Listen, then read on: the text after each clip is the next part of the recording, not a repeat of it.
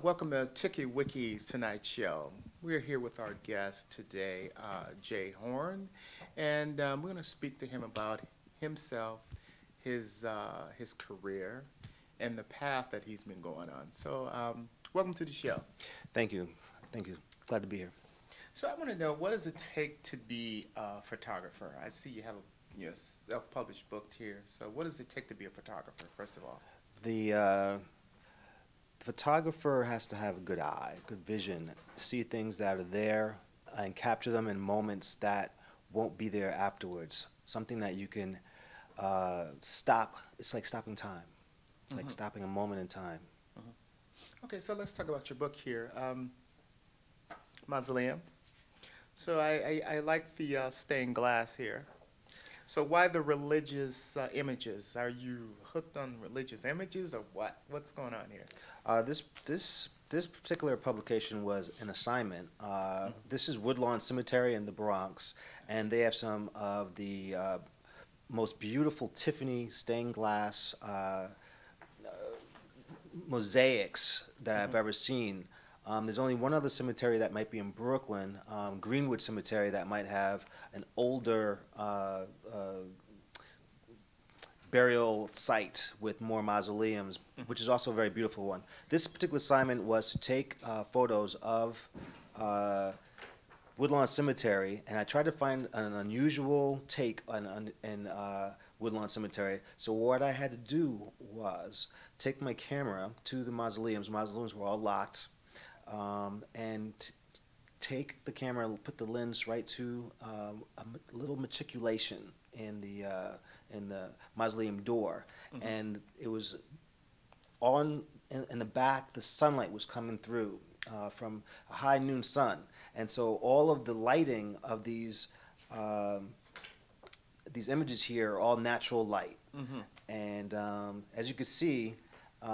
These are some really beautiful stained glass images that we have of Jesus as a shepherd, and the resurrection angels, and the memory of the just blessed with the child.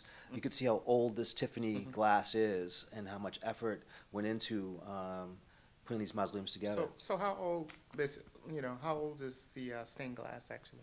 Some of these date back to the 1800s, late 1800s, and the most recent one would probably be within the last decade or so.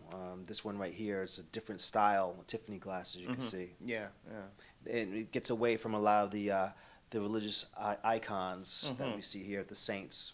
Yes, yes, I see. I see. So, I like this book. I like it. So let's talk about some of your black and whites here. Look at your black and whites here.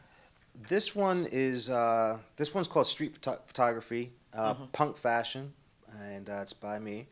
I pulled this out of the vault. So why that? This is who. This represents an era where I was listening to ska music. I was living in Philadelphia. I was working with photographers at Sturbridge and Clothier department stores, and had a job shooting lingerie models. Okay.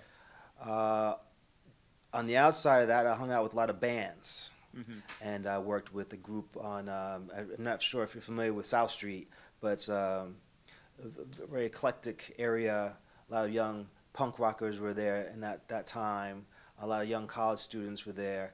And these are some people that I had met working at a store called Zipperhead, which was what they would consider a goth store now. And as you can see, she's very beautiful.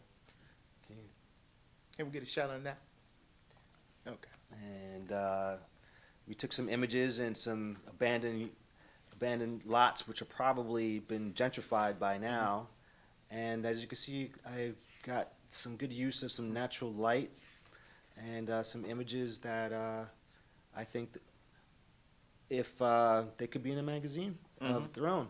But because they weren't in a magazine of their own, I decided to self-publish them. And I found a site that's called MagCloud, and was able to upload my images from Flickr into this magazine format, and then rearrange them, and then I was able to to sell the magazine. This magazine is for $2.40 on MagCloud. Oh, man. So, do you like? So, what do you like working with, particularly black and white or color? I learned black and white in college and in high school, and I've been doing photography for a long time. I remember using black and white rolls of 35 millimeter film and going to the dark room and Toxic chemicals. Yes, coming out with I won't touch that one of those. no more. Where are my feelings? Yeah. And I kind of miss that. I miss that hands-on approach to photography. The new way of doing the new technology now. Yeah, now it's all digital, and trying to make the transition to digital film. Haven't really done that yet. Okay, so we got your book here, Alternate Route, right? Alternate Roots. Alternate Roots. Alternate routes, tomato. Tomato. It was a play on words, roots being where you come from. And alternate roots is also a play on I think it was Jack Frost, the Road Less Traveled poem. Oh. Robert Frost, excuse me, Jack Frost. It's reminding me of Nat King Cole. Yes. Christmas. Roots. Okay, let's talk a little bit about this. You talking about this? This was something done like in the '80s or what? This is a memoir. This memoir starts off talking about life as a middle-class black male in New York growing up as a part of Generation X. And I went back in the 1914. I see 1914 in there. I went back in the beginning. Blew me away. Well, 1914. I wanted to pay homage to my grandparents and that generation, which was considered the greatest generation at one point, and talk about how they came to New York, that Great Migration period, and how they raised families that raised families, and that's how I'm here. So basically, I wanted to pay homage to them because I'm standing on their shoulders, and what they were able to give me was a solid foundation.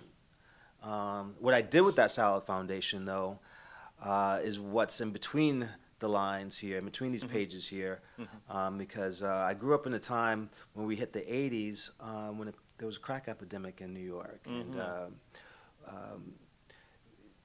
it affected many families, including my family, and hip hop was also something that was popular, which changed the way I saw life as a teenager, the way I dressed, the way I spoke, the things that I did, people that I hung out with, the music I listened to. I wasn't exactly a hip hop kid. I was more like a club kid, hanging out with friends at different clubs like Paradise Garage and Shelter and those places. But hip hop definitely had an influence on my style and my way of life. I see. Okay, so we want to thanks for being on the show. Thank you for having me. And this is Tiki Wiki. I'm your host, Eric L. Jones, and we got to go. Bye-bye. Peace.